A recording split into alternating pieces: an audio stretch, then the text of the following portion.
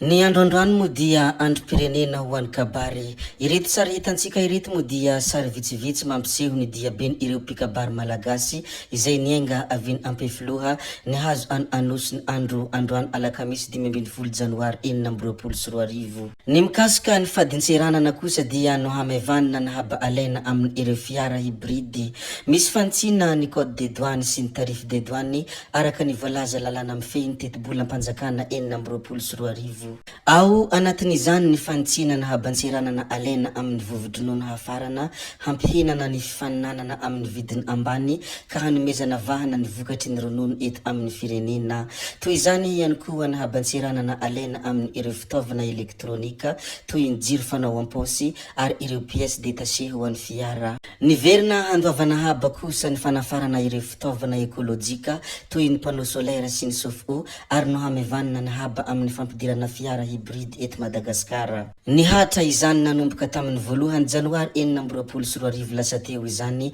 araky ny nambarany eo anivon'ny fadinseranana malagasy. Andriamatoa filohany antermiera-pirenena sy teny Randriana Soloniaky moa dia nilazany hoe fanapahan-kevitra ny biro mahagitra ny fanesorana ireo solombavambahoaka miisa 5. Fanapahan-kevitra ny biro mahagitra ny fanesorana ireo solombavambahoaka miisa 5 hoy ny filohany antermiera-pirenena sy teny Randriana Soloniaky ny androany. Nantsona hiatrika ny fivorina momba izany ny lehibe ny mpanohitra Milavonjy Philobert fa izy no tsy tonga hoe hatrany ny fanazavany. Tsy ahivina fa efa naharay fampahafantarana avy amina HCC mikasika ny fanesorana azy ny solombavambahoaka Lalao Rahantanirina ao Mahajanga voalohany, Joseline Rahely Anta ao Antsiranana voalohany, Roberto Tinoka ao Toliara voalohany, Prescience Waflira ao Analalava ary Amady ao Mitsinjo. Notsondrian'ny filohany antermiera-pirenena fa mbola afaka mitondra ny fiarovan-tena izy ireo izay voafakatra ato anatin'ny herinandro.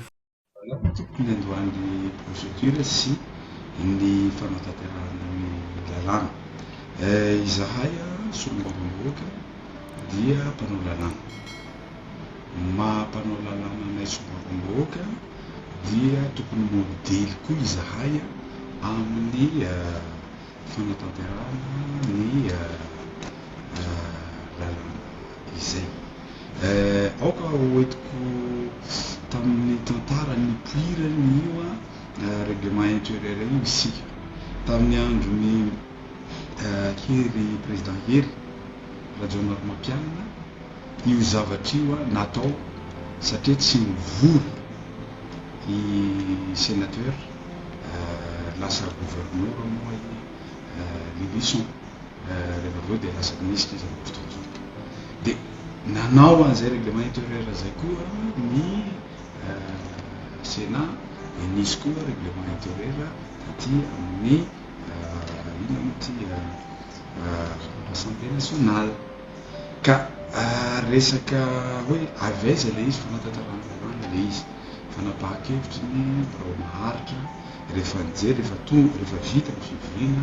mijery tanteraka hoe iza ny tonga, iza ny tsy tonga, iza ny nanao excuse, iza ny tsy nanao excuse, valable koa ve excuse sa tsy valable ho anatin'le zavatra zay sa fialana bala fotsiny anaty. Dia fandinihana an'izany rehetra zany nahatonga fanapahan-kevitra hoe reto kosa le olona tsy nanatsika fivoriana sady tsy mazava koa ny excuse zay ataonao fa fialana bala fotsiny. Dia ireny anarany anavidimy ireny toko nalefa tany amin'ny HCC ary manana une semaine zareo hiaro tena amin'izay zavatra zay dia miandry fanapahan-kevitra zany HCC fa miteraka resabe hoe misy olona mivory misy olona mivory dia fa manina le olona mivory tahaka ny hoe honorable Amady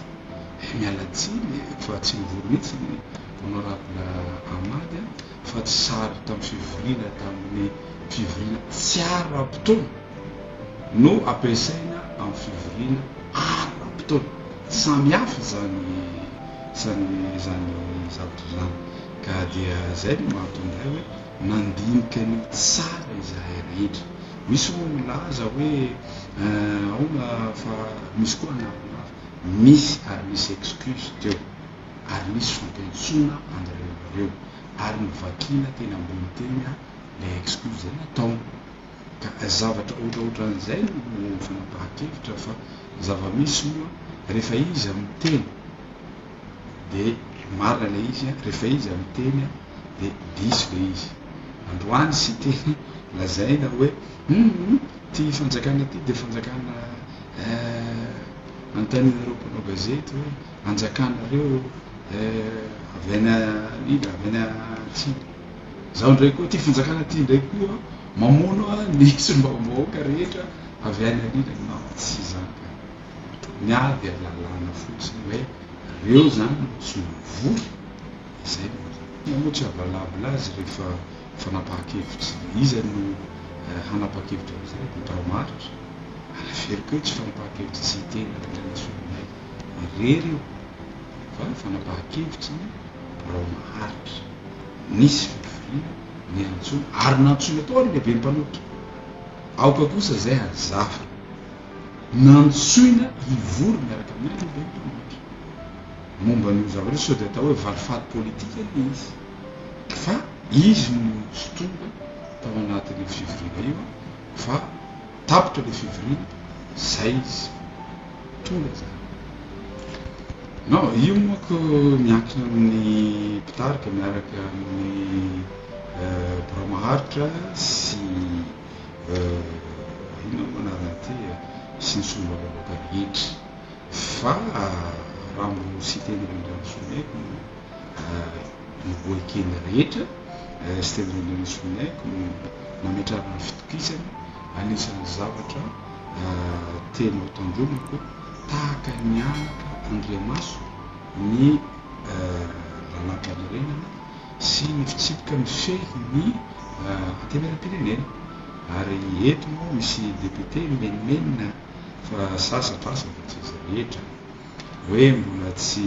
niova ny lehibe ny commission rehetra le député mpingitsika ny menimenina tsy mahafantatra hoe inona koa ny programme ataon'ny assemblée satria niova ny firafitry ny gouvernement de tsy maintsy manova ny règlement intérieur zahay ary ao anatin'ny programme io zavatra fa rehefa anao tsy mivola aza ny teny satria tsy fantatrao ina zavatra ivoriana iato satria règlement intérieur tsy maintsy hovaina ndraiky eo satria misy zavatra niova zany ireo commission reo tsy mifanaraka amin'io firafitry ny membre ny gouvernement ary zay anisan'ny zavatra koa iantsona fivoriana tsy ara-potoana. Ny zavantranga tao Alasora kosa dia vehivavy iray no teraka teo amin'ny domaine Alasora ary nateran'ny polisy avy ao amin'ny komisaria Alasora teny amin'ny maternité. Nilaza moa ity reny voateraka ity fa avy any farafangana izy ary vao nifindramonina voahaingana ao Ankadindratombo. Tamin'ny fotoana nisehoany io tranga io moa dia niangaviny olona ipetrahany ao Ankadindratombo moa ny tenany mba hanatona eny amin'ny maternité. Fa nazanona tsy zany anefa dia arabaina ity reny ity fa todoroa mianakavy arabaina ihany koa nomen'Andriamanitra ny fara. Isorana manokana ihany koa ny polisy pirenena satria manampy ny mpiarabelona tena namanay tokoa ny polisy. Ny ao Antananarivo renivohitra kosa dia tampenana ny lavadavaka ao Antananarivo. Miroso tsikelikely ny fanampenana ireo lalana maro izay nahitana fahasimbana ao Antananarivo renivohitra. Misy ireo efa vita, misy koa ireo andalam-panamboarana izay sahanin'ny ministeran'ny asa vaventy. Tsikagitra ny fahasimbany lalana nanomboka tamin'ny fihavian'ny orana manerana ny renivohitra isan'ny mampitohana ny fifamoivoizana. Zay ihany koa no namarana ny videontsika ry tompoko vavy sy tompoko lahy koa dia mangasitraka anareo na vitanay hanao hatramin'ny farany ary mbola manentana anareo foana ny mbola hanaraka ny video manaraka izay alatsaka hiato misesisesy zay fa tsy halavainay ny resaka hametra veloma izay veloma vetivety fa tsy hoe akory veloma mandrakizay amin'ny manaraka indray no manao ny misimisy veloma ry tompoko lahy veloma tompoko vavy.